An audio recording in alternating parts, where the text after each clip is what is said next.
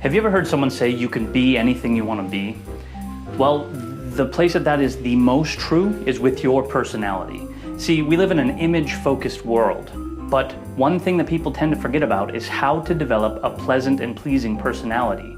You can be anything you want to be because your personality is completely under your control.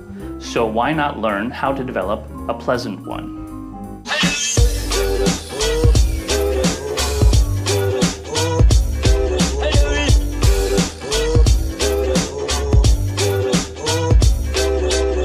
I want to discuss 4 key aspects of your personality that are the most important.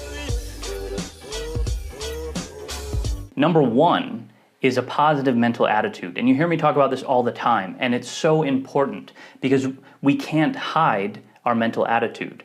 If you're thinking negative thoughts, your face reflects it. Just sitting there thinking negative thoughts, your eyebrows just furrow, your brow furrows, you just look unpleasant. Your posture becomes unpleasant, even your tone of voice.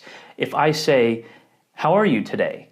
and I have a positive mental attitude behind it, it sounds different than, "How are you today?" You see, the mental attitude behind it will either attract people to you or push them away and say, "Hey, back off." So developing a positive mental attitude is key, and I talk about this in a lot of my videos.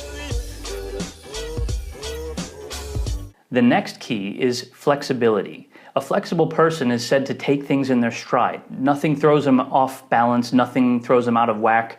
They can handle whatever life throws at them because they're flexible. You see, the key is that you can't control what other people do or how they behave. All you can control is how you respond to it. And when you are flexible mentally, you don't allow anyone to control your response either. If someone's rude to you, you can just take that in and respond back with your positive mental attitude. People who are mentally flexible really go far because no matter what life throws their way, they always seem to stay calm, cool, and collected. The third most important aspect of a pleasing personality is enthusiasm, the ability to control your enthusiasm and to turn it on and off when you need. Imagine a person who's just excited about everything. "Hey, it's raining today!" Or the opposite, someone like Eeyore, who's just always down and sad about everything. "Yeah, I'm going to Hawaii next week." But if you can turn on enthusiasm when you need it, if you can naturally and genuinely get enthusiastic about things that you're talking about, that enthusiasm spreads like wildfire. Suddenly, people around you are enthusiastic about what you're enthusiastic about, and they want to help you achieve your goals. So learning to control your enthusiasm is an extremely important part of a pleasing personality. So the 4th key aspect of a pleasant personality is sincerity, being sincere. And believe me, people can tell when you're being sincere or insincere. Have you ever been congratulated by someone that you could tell was actually jealous of your success? Or have you ever been consoled by someone that you could tell really didn't care?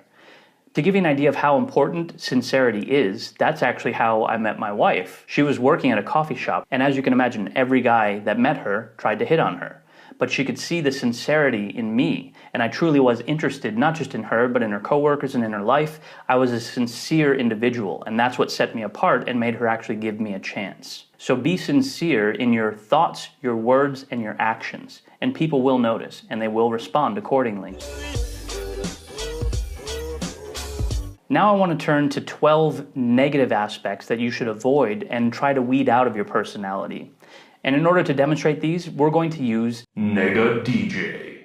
Now we couldn't quite afford to do the desaturation and red eyes for the whole thing, so we'll just leave Nicke DJ with messy hair and unshaven. And hopefully you can tell the difference. The number 1 trait that can damage a pleasing personality is interrupting others. Hey DJ, you gotta check out what this jerk said about you on Facebook. Followed very closely by sarcasm. "Oh, am I interrupting?" See what I mean? That's what she said. And coming in third is vanity, expressed in your words or your actions. Basically thinking that you're the center of attention and that you should be the center of attention and you're better than everyone else. Next up is indifference when listening to others. And this is extremely important, especially in our modern age of smartphones and social media. I agree completely with whatever you're saying. When someone's talking to you, you should show them attention, you should have eye contact, you should interact, and be an active listener, nodding and truly listening, not just waiting for your turn to respond, but listening to what the other person says. Number 5 is attempting to flatter, and this comes back to being sincere. Insincere flattery comes off as cheap and like you want something from the other person. So, what kind of aftershave do you wear? It's intoxicating. Just avoid flattery altogether. Number 5 is something that I struggle with all the time, and that's finding fault with the world. I know there's... Trump.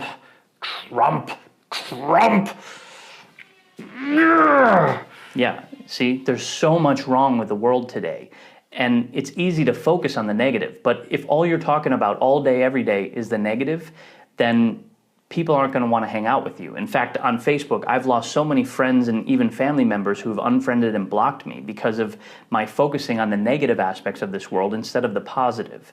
So if you want to be pleasant to be around, if you want to attract people to you, focus on the positive and not on the negative. And very closely related to this, and something we need to be especially careful of on social media, is openly challenging people who disagree with you. No, you idiot. See, we naturally want to object when someone objects to us. But if you want to have a pleasing personality and actually attract people to you, then try to be agreeable even when you disagree. And number 8 is volunteering unsolicited advice. Giving your opinion when it hasn't been asked for. You know, DJ, you should get your teeth fixed. See, giving your opinion when it's not wanted can often make enemies. And number 9 is focusing and always talking about your worries, your concerns, and your bad health. Oh, my neck is killing me, and I've been constipated for like a week. I mean, honestly, when people say, how are you doing, they don't really want to know. They don't want to hear about the whole list of ailments that you're suffering from. It's just boring. People want to hear about how you're going when you're doing good. So focus on the good and talk about the good, not on the bad. Number 10 is trying to sound like you're smarter than everyone else by using big words. I mean, look at this moron. Supercalifragilisticexpialidocious. Need I say more?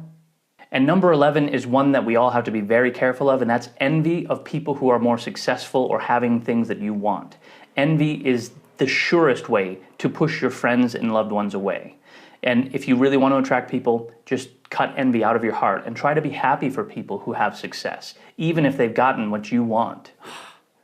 Elon Musk. It's all I hear these days. Oh, he's saving the world. Gonna take us to Mars.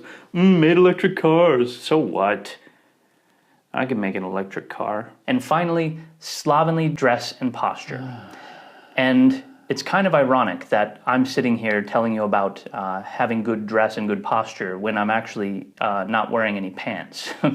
But we're talking about being public, and you know what? From the waist up, I'm all business. But seriously, the way you dress, the way you adorn yourself, you know, tattoos or piercings all over, this sends a message. And if that's the message you want to send, that's okay. But understand that the way you dress, the way you stand, the way you walk, the way you carry yourself and present yourself does send a message. And make sure that, once again, it's sincere. Make sure it's the message that you want to send to other people. If people seem to not like you, you can be sure it's for a reason that you can detect and correct, but you have to be honest with yourself. So it might be worth asking someone that you trust to give you some honest feedback on your personality. Maybe go through this list with them and ask them to point out any areas where you might need some help. This is something that you should do regularly because truly your personality is the key that will open all doors. When I came to Germany, I had nothing but my personality. I had no money, no job, no friends. I couldn't even speak the language, and I lived on a mattress on the floor. All I had was my personality, and using my pleasant and positive personality, I was able to attract a group of friends and even my life partner just through my personality. That's how powerful a positive and pleasing personality can be.